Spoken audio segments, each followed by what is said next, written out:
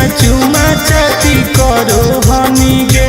ऐसे क्यों करती हो करे जा, तू तो हमारा से दूरे दूरे रहो हनी गे। कहो प्यार से ना चुमा चाटी करो हनी गे।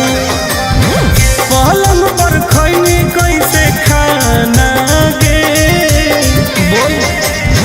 रात भर साथ में सुतल कोई पहुना, करना ही पहले आई माना रे। रे रात भर साथ में सुतल कोई सजना, करना ही पहले आई माना रे। खुश ही न गे। हर की कहियो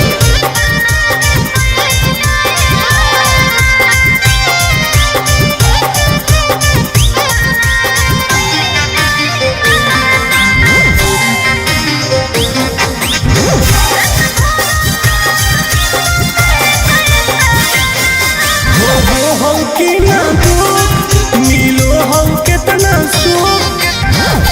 हमर ले जा पियवा को के परेशान। कहू हलियै हम छोड़ेला नहीं होलै में हर बार, बुझले। हो गई कोई से दीवाना गे। रात भर साथ में सुतल कोई पहुना, करना ही पहले यही माना रे। रात भर साथ में सुतल कोई बलमुना, करना ही पहले यही माना रे।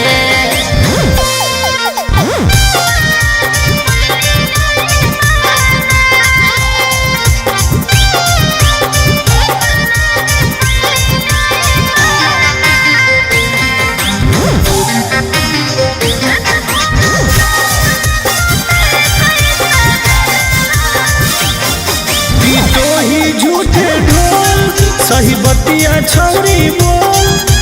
अरे बोल लगे। जब सटलै हमरा पास फूल लगलै जोर से सांस। नहीं कइल कोई बरदास, टुन टुन आनंद परका।